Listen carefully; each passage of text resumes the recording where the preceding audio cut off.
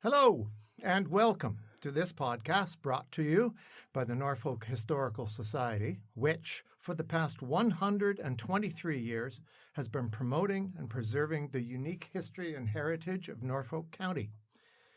In this, the month of remembrance, we are pleased to have as our guest John Boon, educator, musician, music teacher, proud father and grandfather, organist at Our Lady of Martyrs Parish Church in Delhi for 54 years, longtime Delhi resident, and one of my former colleagues who, as a young boy growing up in the Netherlands, has a very unique perspective on the occupation and the liberation of that country during World War II. John, welcome and thank you for coming in today. Well, thank you, Andy, for inviting me. John has, over the years, as my teaching colleague, spoken to my history classes many, many times, and I've wanted to get him recorded. And so this is a great opportunity, and I'm very pleased that we're able to do this. And so we're going to get right into your story, John, if we may. Could you tell us where you lived in the Netherlands and what life was like for you and your family in your town before the war started in 1939? Before the war started. Okay, first of all, I am, of course, from the Netherlands, usually known as Holland. And I lived in the very northern part of it, in the province of Groningen, in a place called Uithuizen. And don't translate that as outhouses, but it is the name of the town in any case. We lived about 6 kilometers from the North Sea, and if you extend that northward another 10 or 15 kilometers, you would actually end up in Borkum, which is a German island, which of course was occupied by the Germans, and from there they could actually, during the wartime, reach any part of the area where I lived with their guns and their bombs and whatnot. It was a peaceful time when I lived there before the war, but there was, going on into the 40s, there was a feeling of apprehension. You could actually hear your parents talk anxiously about what is going to happen to this world, not unlike what we are feeling today, when we are really wondering what is going to happen. So when the war broke out in 1940, I was 7 years old at that time, my mother kept me home from school. Now that was a very unusual thing to do. School was just as important as family, as church, and that particular trinity were actually the places where you were safe and comfortable. So the fact that she kept me home from school on that first day when she heard about the occupation of Holland, I was becoming very afraid and anxious because no one ever stayed away from school unless you were close to death. Anyway, in the meantime, my friends went to school normally. Their mothers apparently were not as worried about their children. But in any case, I felt kind of foolish being there all by myself. Nothing happened until some of the troops, the Dutch troops, militiamen, who had tried to keep the Germans on their side of the border, were, of course, hopelessly defeated. There was nothing they could do against that blitzkrieg. So they came back, and the stories that we heard was about monsters with knives between their teeth and all kinds of horror stories. So when eventually, after several weeks had passed by, we saw the Germans come in, they were very much like us. They were human beings. And somehow or other that felt kind of reassuring. And we were really very interested in seeing them come. Of course, we were young and didn't know any better. One thing that happened was that they occupied our school, our Catholic school. And so we were kind of wondering, where are we going next? Anyway, this is where things changed very much. We were invited to go to a school that was occupied by another a religious denomination, something that was very rare. But we were welcome to come there from 8 o'clock in the morning till 1. That was our school time. So it gave us lots of time in the afternoon to figure out what was going on in our regular school, the one that we had vacated for the Germans. Now, just Yes. sorry to interrupt, but so they took it over as a headquarters? That's right, That was yes. the idea. Yeah. And of course, there was a guard was walking back and forth in our schoolyard and sort of looked like a very interesting fellow. He was young and handsome. And so we decided to move a little closer to him. And he actually stood still for a minute, and we walked closer, and he pointed to the church, which is next to our school, and he said, "Is there an organ in there?" And I said, "Oh, yes, indeed, there is. And my uncle is the organist." So he said, "I wonder if I could get permission to play there." So instead of a guy with a knife between his teeth and a horrible-looking guy, he was a handsome young German who wanted to play the organ in the church. So I asked my uncle about that, and he said, "No, absolutely not. We will not have any German playing the organ there." And there was another reason for it, which I found out after the war. See, we were not allowed anymore under the German occupation to listen to the radio, especially the BBC overseas. And so my uncle, who played the organ, and an older brother of his, decided that they would bring their radio into the church and set it among the organ pipes. So that is one of the reasons why that German was not allowed to play there. It sounds like a lot of stories where people get very creative. Oh, undoubtedly. About trying to find out information. That was one of the things I wanted to ask you, how much were you aware of what was going on in the rest of the world, in Europe, about the war during the time you were occupied? Yeah. Actually, we were a very northern province of Holland. There was really nothing unusual about the fact, other than the fact that they were there. But they did not do any kind of strange things. And we were very creative ourselves as kids. One of the things that we did was we had a type of tobacco. We aped the adults. And I had a little pipe.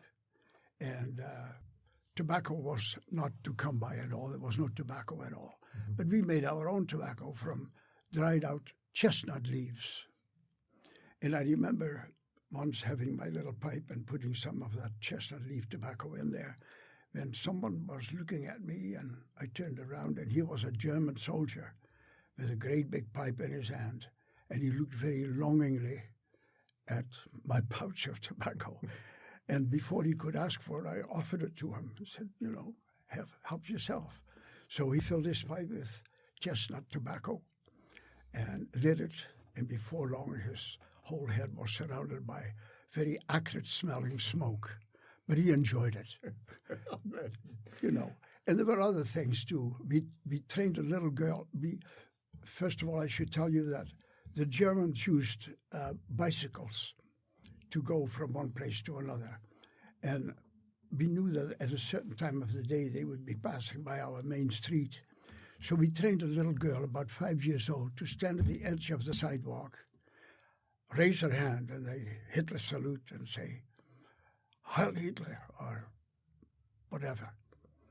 So when they were coming along, here were a bunch of guys. We were standing back, and this was a little girl who was in position, and the bicycles came by with the German soldiers. And so she raised her hand and said, "Heil Hitler."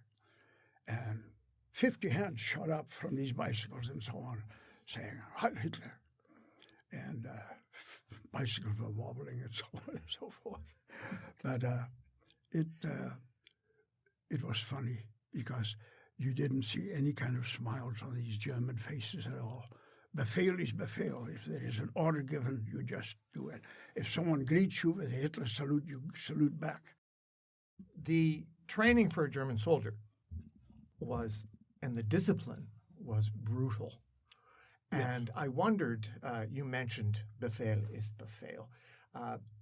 Was that kind of training, that kind of brutality amongst the soldiers itself? You once said that the soldiers in the German army were far more afraid of their officers than they were of the enemy. Absolutely. Did that ever translate to the townspeople, the way they treated you?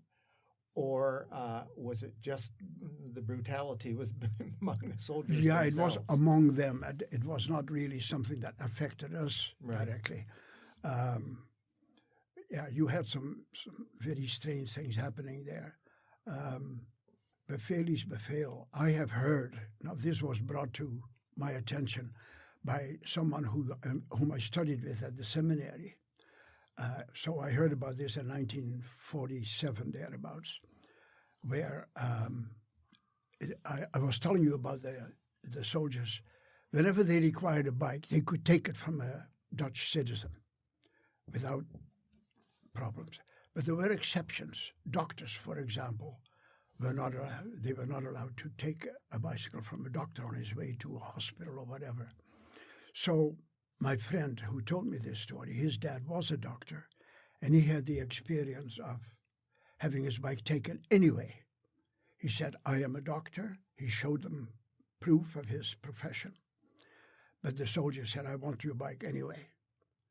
So the doctor decided that he was going to do something about it, and he went to the headquarters of the Germans, spoke to the Oberkommandant, and said, this is what happened to me. My bike was taken, and I am a doctor. Here is proof. So the commandant said, okay, come with me.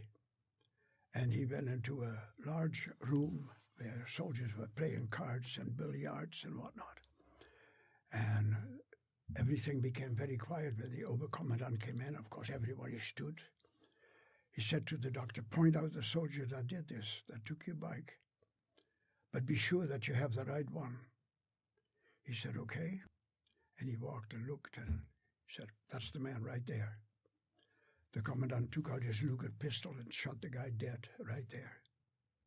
There's an example of Befehl is Befehl. And I should add to that, Andy, that when I was already in Canada, there was a movie shown in an Austrian movie made in Austria. But the man who wrote the text for it was Erich Maria Remarque, Right. the one who wrote All Quiet on the Western Front. Yes. Kind of an interesting translation of Im Westen nichts Neues.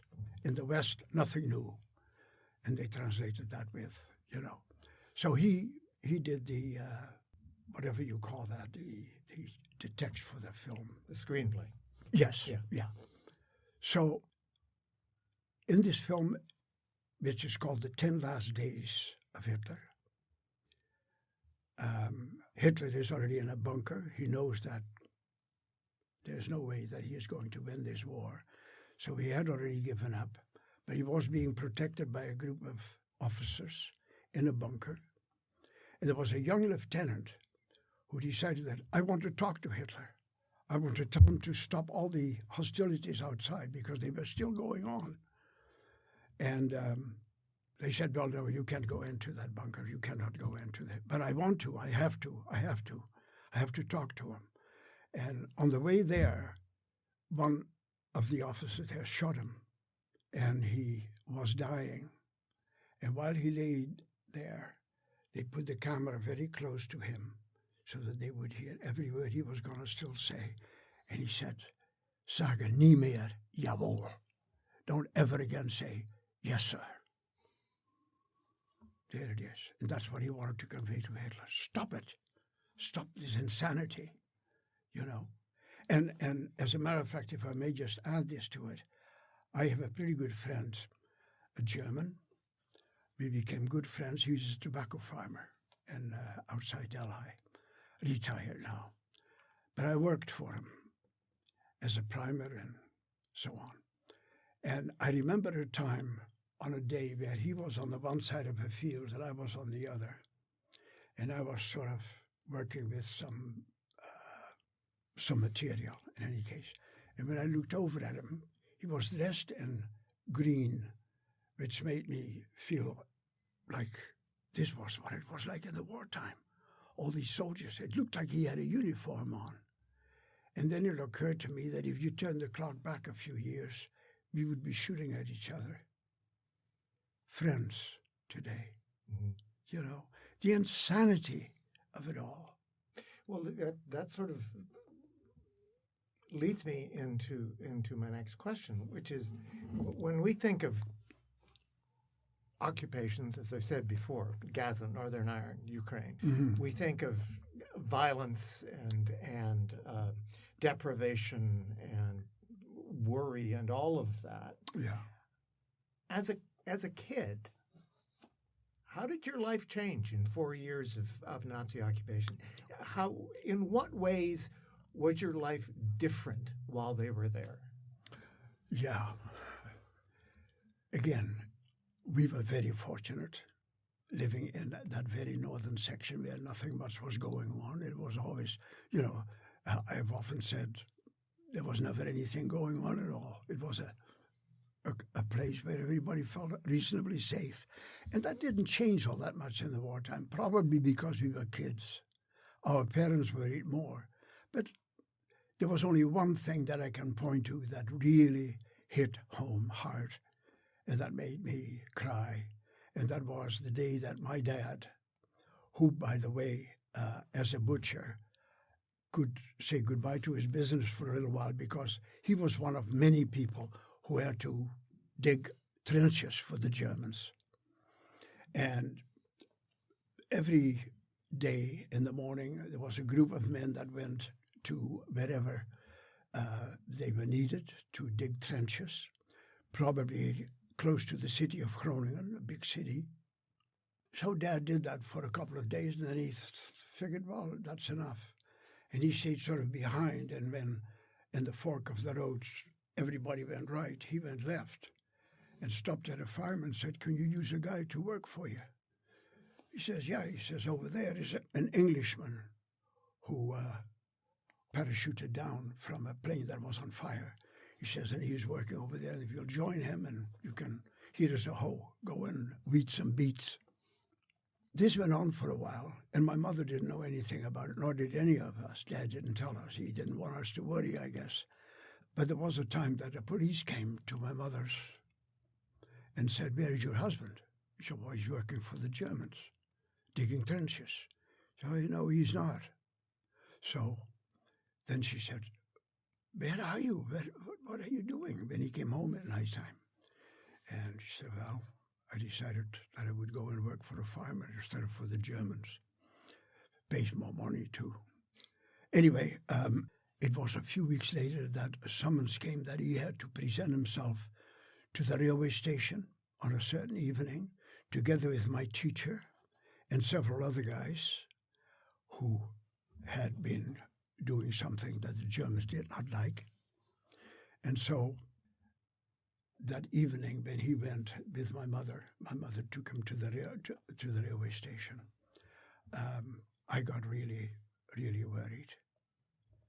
And, I'm going to lose my dad because he had to take blankets with him, extra clothing, stuff to eat with and whatnot. 15 minutes after they left, he came back. First I heard my mother's voice coming around the house, and she didn't sound particularly sad either. And then I heard my dad's voice. I thought, wow. So what happened? The train never came. A group of people had derailed it on the way to our place. And as I remember you telling me, he had actually had the idea of maybe jumping off the train. That is correct. He and my teacher and several of the other people there decided, okay, guys, we're going to go into the train on this side, and we are going to jump out on the other, and then hightail it into the polder land, And had he done that? That would have been a disaster. Mm-hmm. because they would retaliate by taking the family of these people and perhaps maybe the inhabitants of our entire town. That happened in Nunspeet, a town in Holland, where everybody was lined up against the wall and shot because someone had done something to the Germans. Yeah. So that was a very anxious time. Now, could you mention a little bit, because it always has to be said in all of these towns all across Europe at a certain point, about the Jews in your town and what happened? Yes, I'll do that. I should tell you a little bit, maybe first about the school that we were at. Great. It would happen on occasion that the door of our classroom would suddenly be jerked open, no knock on the door, and a fellow in a black uniform would come and told the teacher to stand aside and then talk to us about the glorious days of Adolf Hitler and so on, and the German Reich, and they would take care of us, and we would have a wonderful life. Well, we had a wonderful life, So anyway, we let the guy talk, and we had to be very careful not to laugh because our teacher was making all kinds of faces behind this guy's back. Anyway, that was an example. Also, we came one morning to school, and all our readers, which usually were inside the desk, were on top of the desk. And here it turned out that certain sentences in our readers were struck out with black Indian ink. And what on earth was that for? So if you held it up to the light in a certain way, you could actually tell what was there. We love our country. We love our queen. We'll do our duty for our country and fight for it if necessary. That type of thing. They didn't want us to see that. And by doing their work, they actually emphasized the very things they didn't want us to see. We could read it, Well, that's happening today in the United States. Yeah. There's certain things they don't want you to hear. And as an educator, you remember, John, that the best way to get kids to do something or read something was to tell them that they couldn't. They weren't allowed to. Yes, absolutely. And, this rewriting of history, which they actually believed might work and never does. No. But it's surprising that some things over these years have never changed. No, that's so true. Yeah.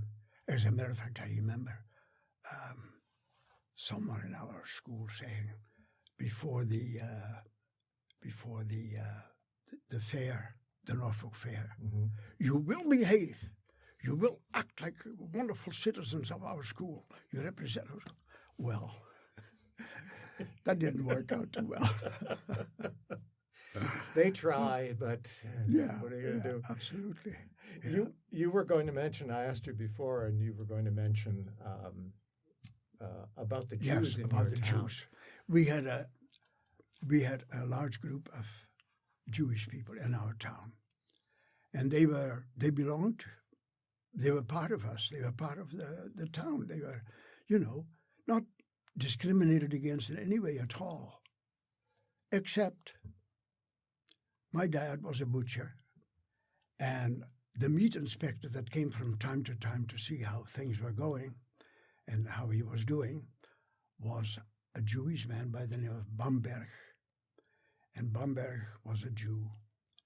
And there came a time that in order to be able to really identify the Jews, they all had to wear a yellow Star of David on their chest and the word Jew across. Jude, Jod in German or in Dutch. And Bamberg came one time to our house and my dad was not there.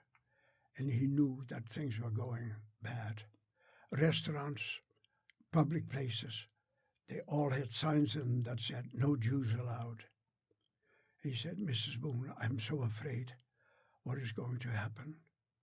He said, I don't worry about myself, but more about my wife and my kids. And he had two wonderful little girls. And they too walked the street with their great big yellow Star of David on them. And I remember, and I hate to say this, and it always bothers me to do that, but I was one of a group of guys that sort of poked fun at them until they started crying, and then we drooped off. Bullies. Well, this went on. Bamberg, when he said to my mom, he burst out into tears. And my mom said, could you not go underground? Could you not hide? And you know what his answer was? He said, I haven't got enough money for that. Mm. What a horrible thing, eh? Mm-hmm. Anyway, it was quite a few weeks later when I woke up one morning, and I am an early riser. It was about 5 o'clock, I would think. And I got dressed because there was a noise coming through my open window, and it came from the main street, and I was curious what was going on. So here I was, left the house, went to the main street, and here were a whole bunch of people standing around the house of a Dr. Nanninga. I believe that he too was a Jew. And they are all the Jews of our town were herded together, pushed inside a great big cattle truck. And there were other people who were not Jewish standing around there. Nobody said a word. I remember it was a very beautiful summer day. In the distance, a crow cried. And all of these people were herded into the truck. Among them were those two little girls. And we never saw them again. The synagogue was empty and was never again would it hear the sound of their voices or their laughter. They perished. Yeah. And it was then that I heard the crow cry for a third time. Remember how Jesus was betrayed by Peter? Before the crow cries 3 times, you will have disowned me. And that's what happened. Do you remember what year that was, John? Was it early or later on? It was later on in the war already. I think it was around 1943, probably. When the desperation started to kick in. Yes. Yeah. What was the condition of Holland just before the liberation? The liberation for your town would have been late because you were in northern Holland. Yeah, absolutely. But after June 6th, what was the country like? What was the condition of most people? I mean, it's been 4 years now. Yes. And there were some pretty desperate situations that I've heard of and taught about. But what was it like in your area of the country before you were liberated by the Allies, mostly Canadians? Yes. So there were, of course, shortages. The Germans would take the cattle and horses, too, I remember. There's an incident that I'd like to tell you about. But we made do. You know, there was no butter or no margarine. So there was a type of seed, looked very much like a mustard seed, very tiny little seed, which my mother fried up a little bit, and an oil came out of it, and we used that as our margarine for our bread. It wasn't very, very tasty, but if you were constipated, it was an ideal remedy for that. Okay. Other people used sugar beets and so on and made fancy things out of that and whatnot. We did not really suffer hunger, but the people in the cities did. They did. And so they would come in droves on their bicycles to the northern part where they knew there was still something to be had.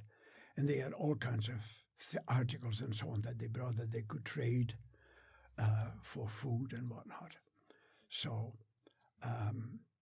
they would go to the different farms and see if they had extra eggs or whatever, and so A lot of bartering going on. Yeah, a lot of that was going on. The city suffered very, very badly, for sure. And it actually made, and I think that the Germans agreed to allow that, towards the end of the war, 1944, 45, thereabouts, in the early part of those years, the Lancaster bombers would be loaded with food, and they would do food droppings over the country, in meadows around the city and whatnot. And this was, of course, something that helped a great deal. And the Germans allowed that. They allowed that, yeah, Oh. yeah. I found that out recently, that the Germans allowed that to happen. Yeah. Probably the kind of guys that already knew that it was hopeless anyway. Everything was going bad in Russia. The Russians fought. You don't touch a Russian on their property. Yeah. Yeah. And I would imagine a lot of those soldiers took advantage of those drops themselves. Oh yeah. Oh, I wouldn't doubt it one bit. Yes. You once told my students, hopefully I'm remembering this correctly, John, that the first Canadian you ever saw was 10 feet tall. Oh, good heavens. And I wondered what you meant by that. And it has to do with, I guess, when you were relating to them, the day that they entered your town. Oh, that was an amazing day. I remember that I had a very bad stomach ache. I don't know whether that was from nervousness or whatever, but there were very strange sounds could be heard, things that we never heard before. Like it was as though somebody had a bunch of rocks and dropped them on the stone, on the stone roofs. And it was in rapid succession, stutter-toothing, machine gun sound. Mm-hmm. So, and then there were sounds of, the Canadians are on their way. Say, well, how do you know that? Well, I just came from that direction of Uskford, and they are on their way here. And women and children had to go inside. Only the men would stand at the main street to await their coming. Good luck with that. All the women and children went to the main street as well. And when they came around the corner, I will never forget a big tank, huge, monstrous. And above that there was this 10 feet tall soldier who was not 10 feet tall. I saw of him. But here he was in his uniform, a black beret on, and over top of that beret, he had these great big black earphones. And he looked in one street and then into the other, and they slowly moved. And in the meantime, all the cobblestones underneath the tracks just collided and sank further into the ground. You could tell exactly where the tank had gone. But what a feast that was. Just absolutely amazing. That was our liberation, actually. Mm-hmm. They came in. And of course they had chocolate and white bread, which we hadn't seen for 5 years, beautiful white loaves of bread for the soldiers, and chocolate and chewing gum, which was very much in demand too. And the teacher I had at that time was one who spoke perfect English, so he got an awful lot of cigarettes from them. He was a pretty heavy smoker. So that was it. There was jubilation everywhere. Do you remember the Germans actually leaving? No, they had disappeared by then. Disappeared by then. Yeah, one of the last ones that came into my dad's butcher store, and he wanted some liverwurst, and Dad had a meat cleaver right by his hand, and he thought, should I or shouldn't I? Anyway, he sent him on his way, empty-handed. Mm. And that was the last of the German soldiers that he saw, Having said that, there was also the time that my dad was digging these ditches, as I said before, trenches for the Germans. Mm-hmm. He befriended one of the German soldiers. He had something in common with him. He was a butcher as well, had a family back home. And Dad invited him to come to our place one time. Well, that didn't sit too well with our neighbors. And so,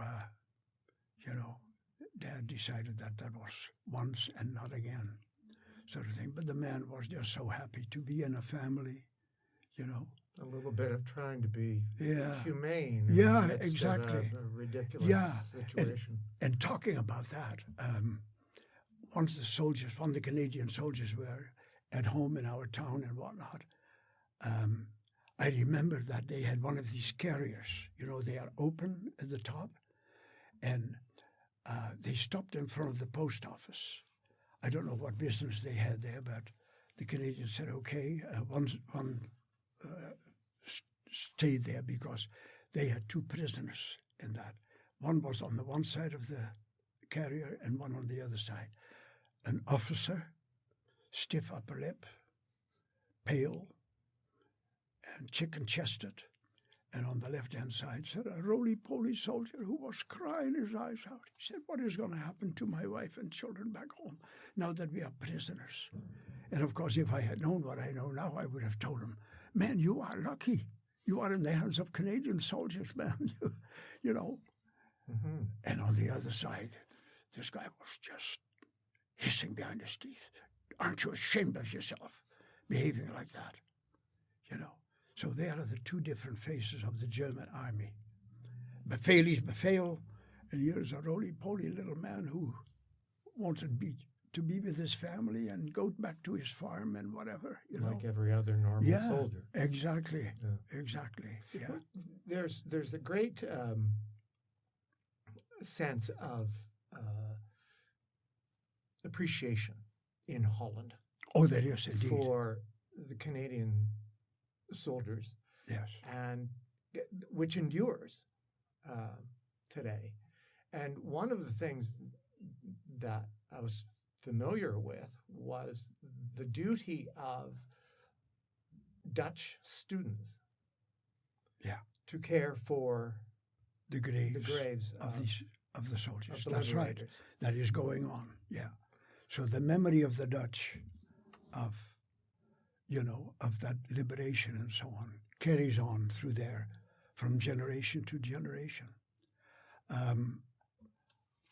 When my daughter Kathy became acquainted with her future husband, we found out that Scott's dad had been a soldier overseas and that he had lost an uncle there and that he was buried somewhere in Belgium or Holland. Mm-hmm. Wasn't quite sure. And I asked Orville Rood, my son-in-law's father, I said, have you never been back there at all? He says, no. He said, well, do you know where your brother is buried? He said, no. He says, but I do have a letter from a chaplain in the armed forces. And he wrote down 3 places. And we found out that they are in Flanders. So that summer, my wife and I had planned for a trip to Holland. And when we met with my friend Theo over there, we made it our task to find out where this man was buried. And it is just amazing. There is a commission in Europe that has the records of all known soldiers and so on and where they are buried. So I called them up and they said, I'm looking for so-and-so's name and where he is buried. Oh, they had it just like that. He said it is in Arnhem, in Belgium, in Flanders, and that is where he is buried. The area, the row. The row, everything, yeah, the exact spot. So we went there, and of course we brought back the gravestone on photos. Mm-hmm. My wife took pictures, and we gave that back to his family. Yeah, that was quite interesting. I was going to ask you just before we start to wrap things up, the liberation by the Canadians, did that have anything to do with the fact that you emigrated to Canada? Did you choose Canada because of that, or was it just No, that is a very good question, because my dad had in mind that we were going to go to Brazil. Really? Yeah, an uncle of mine had already gone there and so on, and was doing apparently really quite well. Mm-hmm. And I don't know where that shift came from.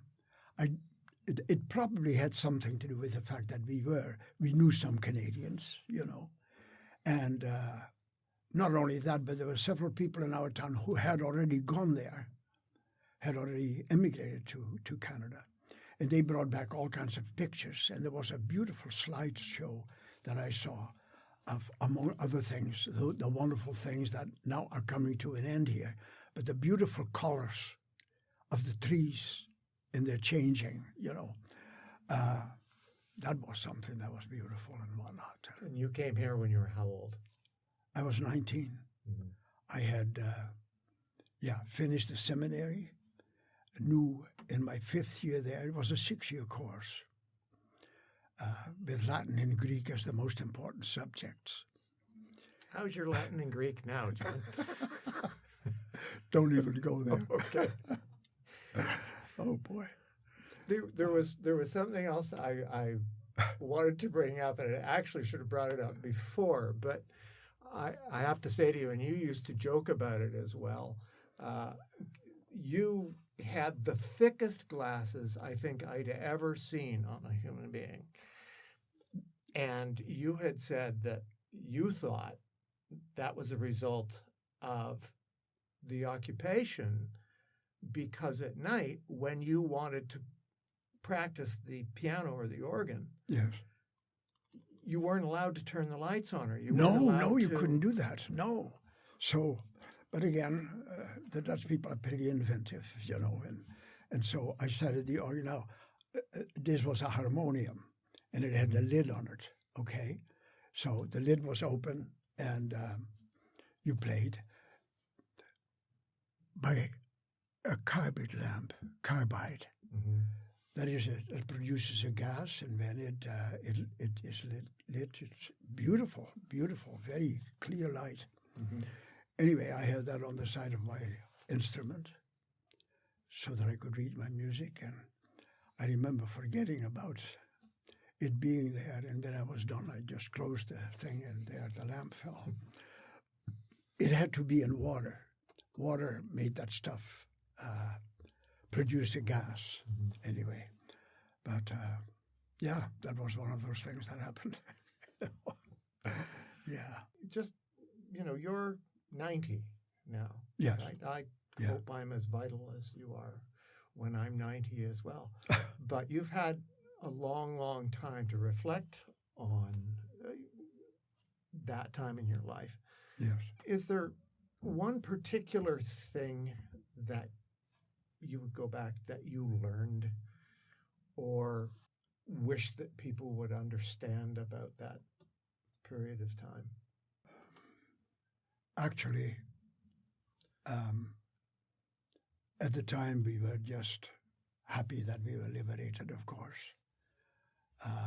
In 1946, I went to the seminary in the southern part of Holland. Took a full day to get there by army truck, by pontoon bridges over the great rivers. Mm-hmm. Met a lot of people there from the cities, some of them emaciated. And I do remember one time while I was at the seminary that my mother sent me a rye bread, and I forgot about it. And it got all moldy and everything else. And this was while I was at the seminary.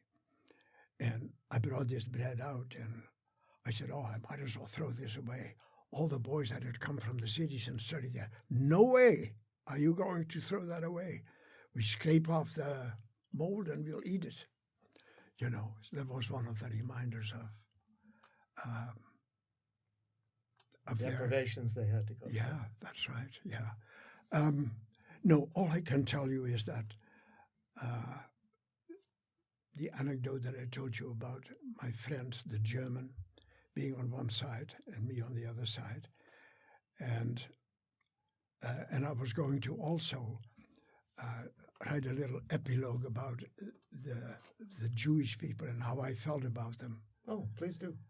And I would like to completely divorce that particular sentiment from what is going on in Palestine and the Holy Land now. Mm. I mean, what is going on there is unconscionable. And there is a great big fault on both sides there, on the Jewish side as well as on the other side, you know.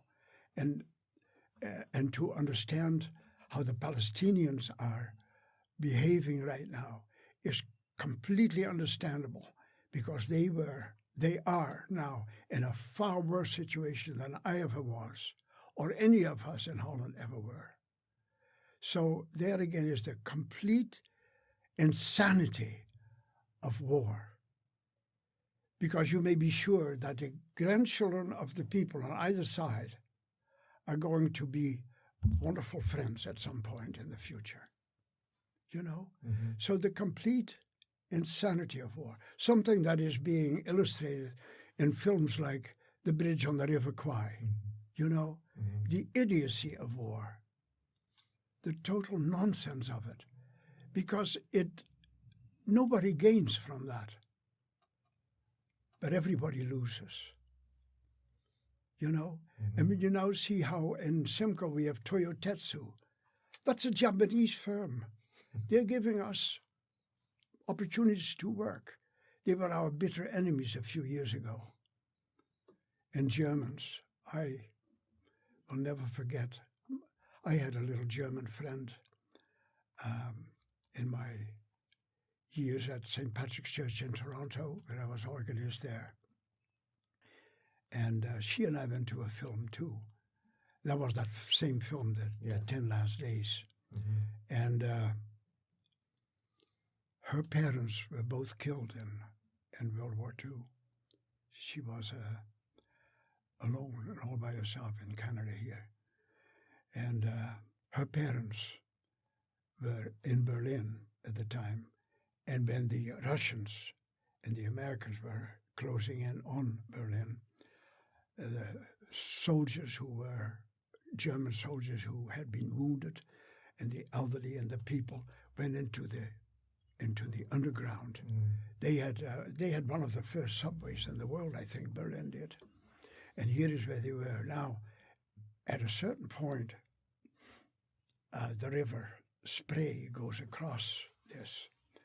And Adolf Hitler in this film calls two of his officers and says, I want you to make sure that the Russians and the Americans are not going to meet through the underground.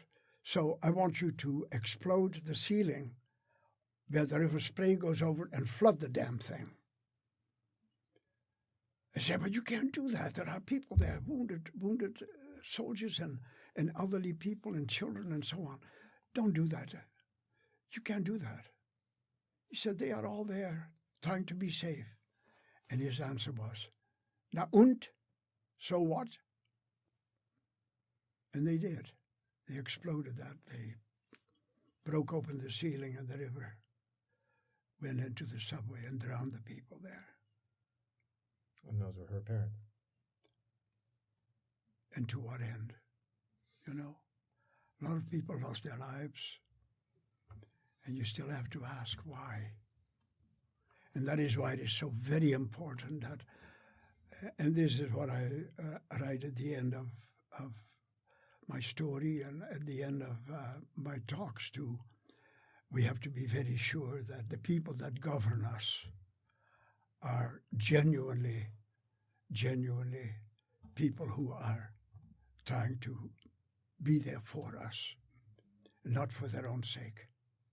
That we have a true democratic country with politicians that are going to look after their people the way they ought to. And who understand. And war is not the answer. And who understand their history. Yeah. Well, that's it. I think that's a wonderful way to end this, John. Okay. And I want to thank you for this. As I said at the beginning, this is something that I've wanted to do for years and years and years. Well, I'm very glad that we now have it. I am very happy that that happened as well. Yeah. And Thank you very much for initiating this and for doing this. Well, I really appreciate that. Absolutely my pleasure. And I hope that everyone who hears this gets as much out of it as I know I and my students have in the past, and other people to whom you have spoken. This has been Norfolk Historical Society's podcast. You can find us on YouTube. You can check out our website. You can find us on Facebook, and you can like us on Instagram. So until the next time, this is Andy Blackwood saying thanks for joining us, and we'll see you in a little while.